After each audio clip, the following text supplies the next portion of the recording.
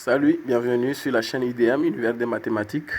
Alors si c'est la première fois que tu découvres ma chaîne, je vous invite à vous abonner. Sur cette chaîne, nous traitons des exercices de mathématiques.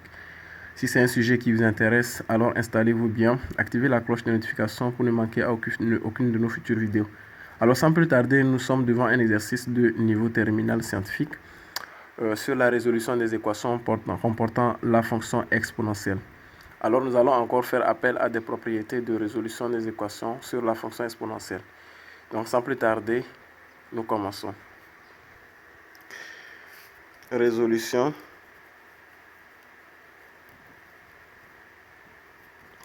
Donc il est question de résoudre les équations suivantes dans R. Voilà.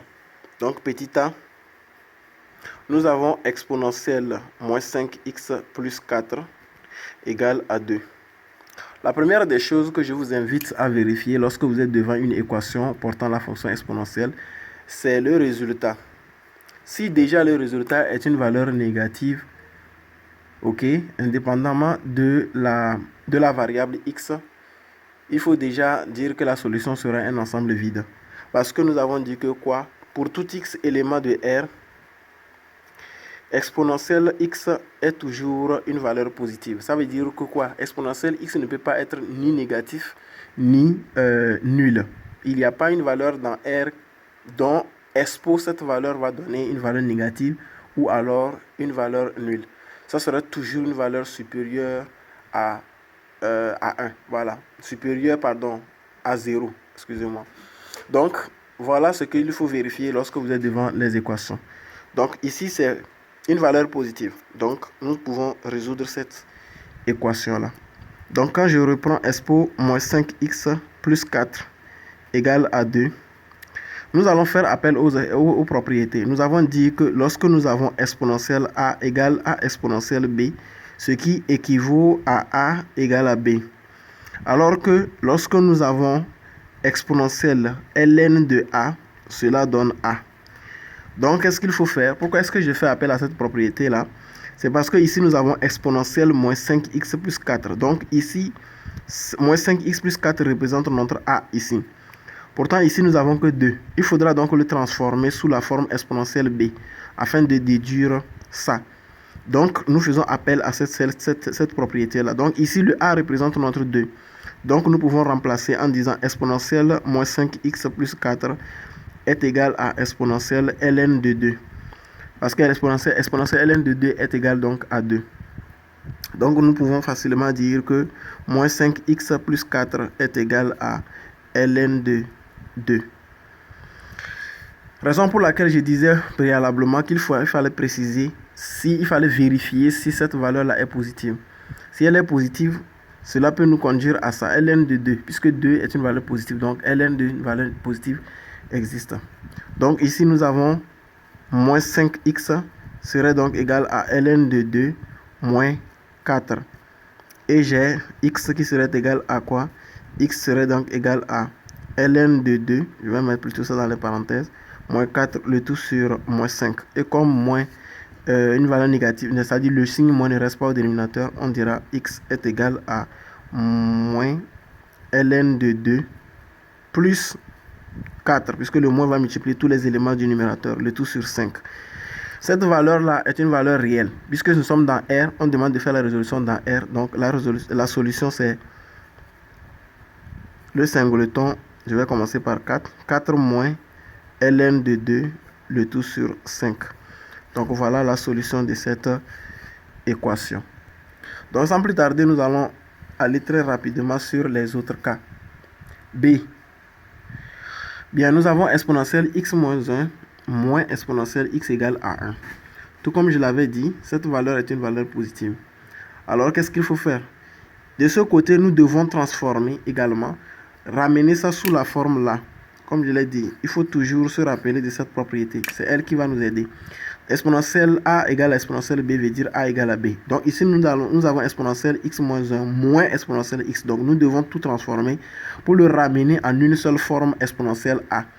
Donc nous avons aussi que exponentielle a moins exponentielle b, c'est égal à quoi? Ou bien plutôt non, plutôt, nous avons cette expression exponentielle x moins 1 moins exponentielle x égale à 1. Je le recopie. Maintenant, ce que je voulais dire, c'est quoi? Nous savons que exponentielle a moins b, voilà, c'est égal à exponentielle a multiplié par exponentielle moins b. Voilà. Dans cette propriété, nous allons l'utiliser ici. Donc, exponentielle x moins 1, ça va nous faire exponentielle x multiplié par exponentielle moins 1. Moins maintenant exponentielle x qui serait égal à 1. Alors, qu'est-ce qu'il faut faire? Il faut factoriser exponentielle x. Donc, on a exponentielle x facteur de exponentielle moins 1, moins 1. Oui, moins 1 égale à 1. Et ici, nous savons que quand nous avons exponentielle moins a, et moins b ici, ça fait d'abord exponentielle a multiplié par l'inverse de expo b. L'inverse de exponentielle b, c'est ça qui fait exponentielle moins b. Donc ici, ça nous fait expo 1. Donc exponentielle x, on peut tirer ça directement. Donc ça va nous faire 1 divisé par 1 sur e moins 1. Est-ce que nous sommes d'accord? Donc 1 sur e, c'est exponentielle moins 1. 1 sur e moins 1. On divise ça au dénominateur. On divise ça par x par 1. Voilà. Donc ici, ça va nous faire quoi? Ça va nous faire 1 sur... On rend au même dénominateur, au dénominateur. Donc on a ici 1 moins e sur e. Et après, nous avons l'inverse. Donc on a première fraction multipliée par l'inverse de la deuxième fraction. Donc ce qui fait e sur 1 moins e. Ça, c'est exponentielle x, ça. E sur 1 moins e. Alors que e sur 1 moins e, là, c'est encore égal à quoi? C'est encore égal à... Bon, je vais dire implique exponentielle x serait égal à exponentielle ln de...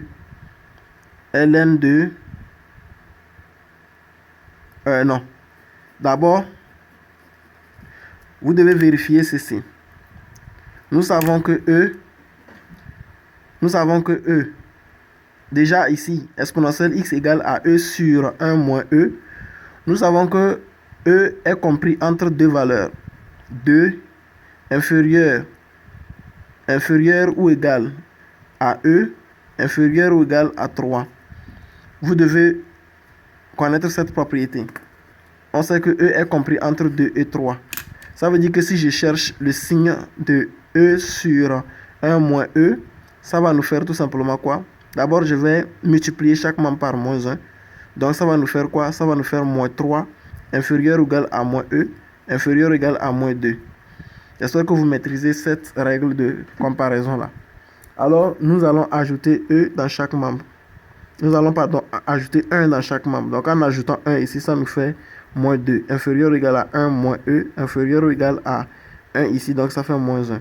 Vous voyez que les dénominateurs de e est déjà compris entre deux valeurs négatives.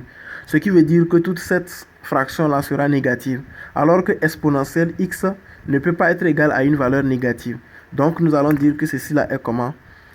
Exponentielle x égale à e sur 1 moins e, 2 points, c'est impossible. Impossible, c'est très important. Donc la solution ici, c'est l'ensemble vide. C'est très important de le remarquer. Parce que déjà ici, lorsque vous faites des opérations, vous vous rendez compte que cette valeur est négative. Inutile même de continuer. Donc voilà un peu ce que vous devez faire. C'est maintenant 4 expo x moins 3 le tout sur expo x égale à 1. Tout comme nous l'avons fait, nous allons dire que ça fait quoi? Ça fait 4 exponentielle x moins 3 égale à exponentielle x. Lorsque vous avez une fraction qui est égale à 1, ça veut dire que son numérateur est égal à son dénominateur. C'est une règle. Lorsque vous avez a sur b, bien sûr b différent de 0, tout comme exponentielle x ne s'annule pas, égal à 1, ce qui veut dire que a égale à b. C'est ce que cela signifie. Donc ici nous avons exponentielle 4 exponentielle x moins 3, le tout sur exponentielle x égale à 1. Donc 4 exponentielle x moins 3 est égal à exponentielle x. Et ici, nous avons quoi? Nous avons 3. Donc, nous allons le balancer de ce côté. Nous avons ici exponentielle x que nous allons ramener ici. Donc, ça nous fait 4 expo x moins expo x qui serait égal à 3. Donc, ici, ça nous fait 3 exponentielle x qui serait égal à 3. Et en divisant chaque membre par 3, on obtient exponentielle x égale à 1. Et si vous avez expo x égale à 1, ce qui veut dire que, bon, expo x est égal à ln exponentielle ln de 1. Voilà, exponentielle ln de 1. C'est ce que vous devez dire. Parce que nous avons déjà dit expo a égale à expo b veut dire que a égale à b. Et en plus, nous avons dit que lorsque nous avons, par exemple, x, c'est encore égal à exponentielle ln de x. Lorsque vous avez la composée là, ça donne l'identité. Ça donne x. Donc, en utilisant cette règle ici, à la place de 1, nous pouvons le remplacer par exponentielle ln de 1. Ce qui veut dire que x est égal à ln de 1.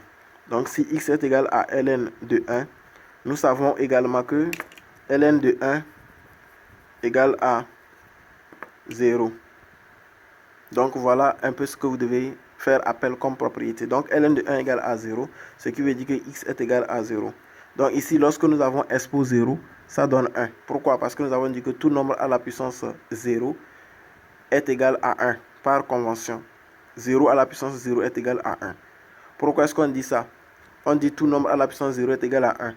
Ça veut dire que la règle normale, c'est que lorsque vous avez un nombre à la puissance 0, cela revient à le diviser par lui-même. Si vous avez a puissance 0, a puissance 0, ça fait encore a divisé par a, ce qui donne 1.